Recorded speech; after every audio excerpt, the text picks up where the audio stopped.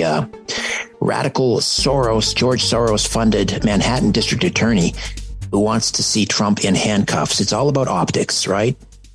Put the former president in handcuffs, tie him up, get him in a situation where he's not able to run for president. And this is a very dangerous precedent. Very dangerous precedent. All for basically getting a discredited former porn star to sign an NDA. That's all this is. Oh, they call it hush money. It's called a non-disclosure agreement. They happen every day in America and around the world. Bill Clinton did it. What did he pay Paula Jones? $850,000? Was there an indictment? No. Democrat Senator presidential candidate John Edwards. I think he paid $1 million to his mistress. Now, Barack Obama did try to indict him, or his Justice Department did, and failed miserably. However, this is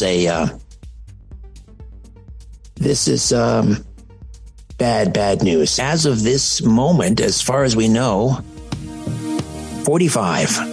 Former President Donald Trump, hopefully, perhaps 47.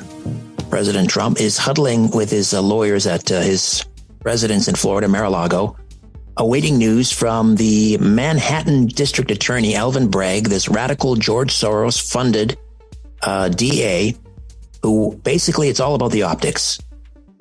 He's taking a misdemeanor that's actually not even a misdemeanor. They're called non-disclosure agreements. Now they call it hush money. It's an NDA, and federal prosecutors looked at this, election officials looked at this and threw it out. But Bragg wants visuals of Trump in handcuffs for the media. This is all part of the left's plan to keep Trump from running for president. It's a very dangerous precedent. They're playing with fire here. Lifelong leftist Harvard law professor Alan Dershowitz has said the exact same thing. This is really, really bad if they go through with this. Drew Allen is host of The Drew Allen Show, a conservative commentator, blogger, podcaster, author, and he joins us now. Hey, Drew, welcome back. How are you, buddy? Hey, good to be with you. Here we are sitting on pins and needles, awaiting an indictment for a crime that never happened. You know, here we are again. So the question is, if he's indicted, I mean, what would that prevent him? If he's indicted, convicted, would that prevent him from running for president? No, it'll have no impact on that whatsoever. He can still run. He could run from a jail cell if he wanted to. That's true as well. I mean, it's look, there's a lot to unpack, I guess. Firstly, an indictment is no different than impeachment. It doesn't mean he's guilty of anything, right? People think that, he's impeached, he's guilty. No, impeachment, he was twice impeached and he was twice exonerated. Well, the grand jury, which in this particular setting, it's a prosecutor's dream because there's no defense. It's you could indict a ham sandwich, that's the saying, in a grand jury setting. You got 22 people that are, from Manhattan that are in this classroom setting for 6 months, listening to the prosecutors sit there and say, we hate Trump. Do you hate Trump? Yeah, okay, let's get him. I mean, that's how basically this went. And you hit the nail on the head in the beginning. I mean, firstly, there was no campaign finance violation, okay? That's true, but that's a long discussion. Let's just say he did commit the campaign finance violations they're accusing him of, which to your point would be a misdemeanor. Hillary Clinton did exactly what they're accusing Trump of doing in 2016. She went through the Perkins Coie law firm to fund and pay for the Steele dossier, which was opposition research, which of course was just a bunch of invented, fabricated lies about Trump's association with the Kremlin. Well, when it came time to reporting it, she wrote that off as legal expenses, not opposition research. So the point is, she did exactly what they're saying Trump did here, and she paid a $113,000 fine, I believe it was, to the SEC, and it went away. Barack Obama, $375,000 fine. And in fact, they already tried this same thing in terms of campaign finance they're accusing Trump of with John Edwards, the former running mate of John Kerry. And he was actually indicted in the same way. He was indicted before a grand jury. And then when it went to trial, he was actually found not guilty of the campaign finance violation. Now, John Edwards, he took $1 million from two individuals because to pay and hush this woman who he'd been sleeping with that got pregnant and had a baby that was not his wife.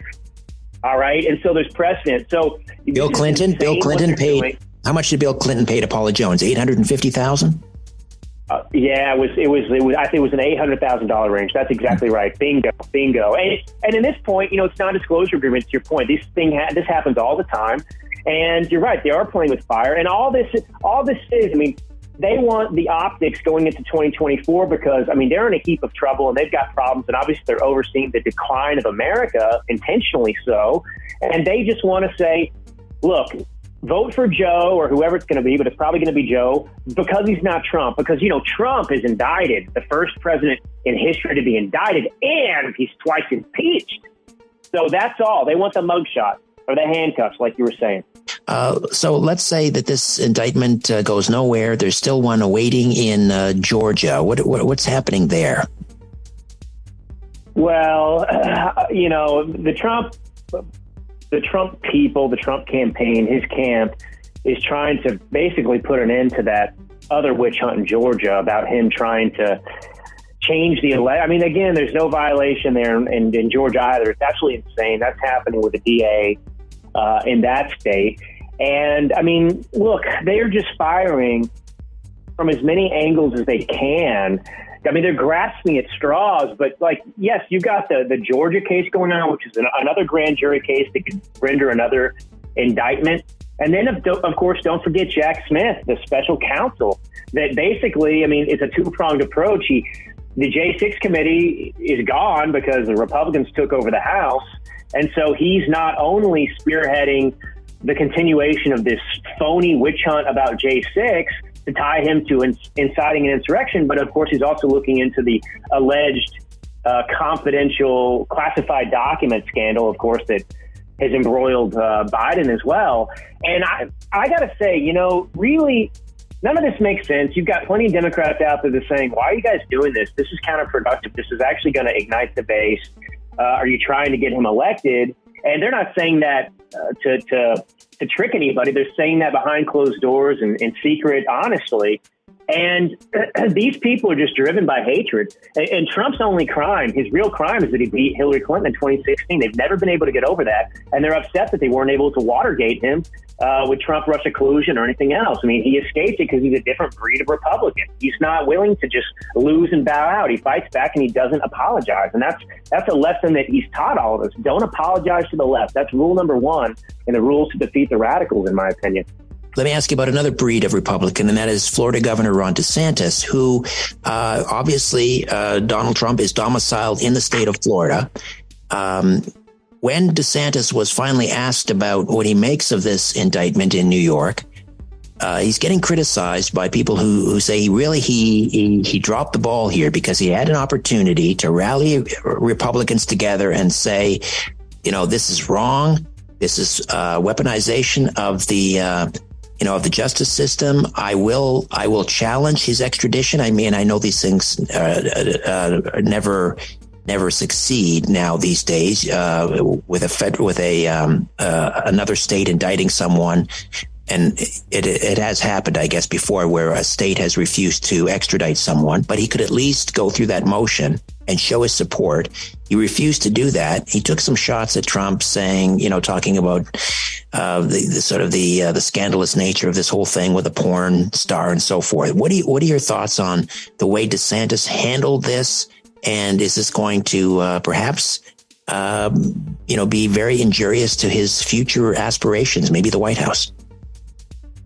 Yeah, he won't recover from this before 2024, I can tell you right now. And it might harm him down the road as well. This was the first big national test for him, and he blew it. And look, I'm a level-headed guy. I want a robust primary. I want to see people beat each other up before we face the Democrats. But, you've got to put personal differences aside. And I understand that he's been attacked by Trump. Many people criticize it as unfair. They don't like it. That's fine.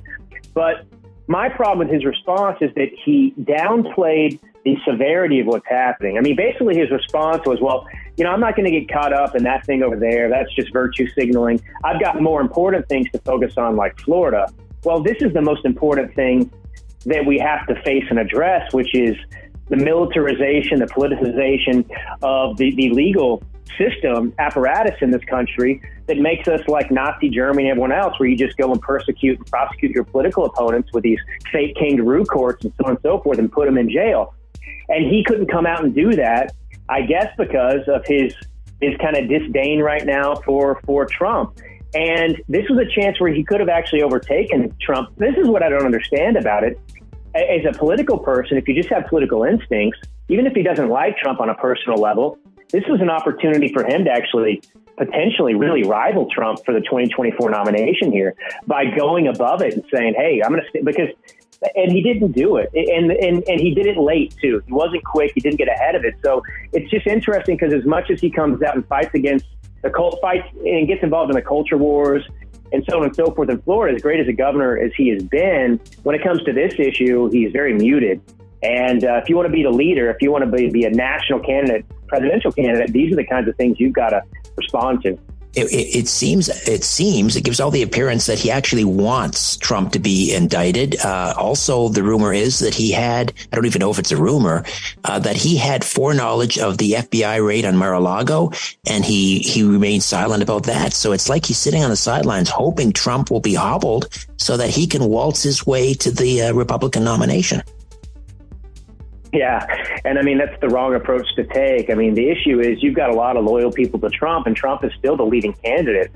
So, if you want to get the people that you need on your side to support you, you've got to support Trump as well and take the higher ground, even if you've been attacked unfairly by Trump in the past. Yeah. And I'm really disappointed in this. I kind of was, look, I mean, things can change. There's a lot of time before, it'll be here before we know it, right? But nonetheless, I want the best candidate to win. So I lean towards Trump so often just for a variety of reasons. But I like DeSantis, and honestly, I think he just disqualified himself right now. Yeah, it's a huge unforced error, no question. Drew Allen, host of The Drew Allen Show, drewallen.substack.com, drewallen.substack.com. Drew, thank you so much for this, and we'll talk again soon, I hope. Hey, thanks for having me on, Richard. Talk soon. Oh, bye-bye.